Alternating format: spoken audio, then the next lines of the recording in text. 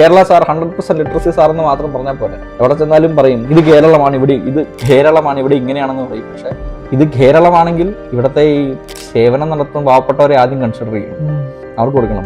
വെയിലെന്നോ മഴയൊന്നോ ഇല്ലാതെ അവിടെ സെക്രട്ടേറിയറ്റിന് മുമ്പിൽ നിന്ന്. എന്തൊരു കഷ്ടമാണിത്, എന്തൊരു കഷ്ടമാണെന്നേ പറയാനുള്ളൂ. കഷ്ടമേ എന്ന് പറഞ്ഞതുപോലെ ഭയങ്കര ഒരു ശോകമാണ്, കട്ട ശോകമാണ്.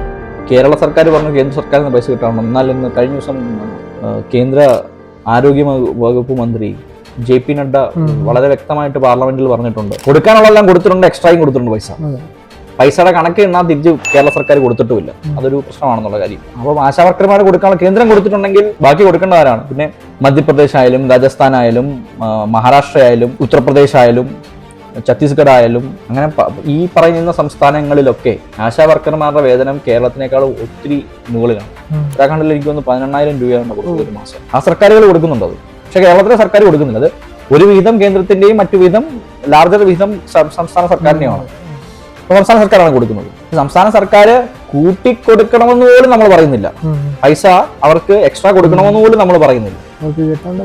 അറ്റ്ലീസ്റ്റ് സ്വന്തമായിട്ട് അവർ കൊടുക്കേണ്ട പൈസ അവർക്ക് എല്ലാ മാസവും കിട്ടേണ്ട ശമ്പളമെങ്കിലും കൃത്യ സമയത്ത് കൊടുക്കണ്ട.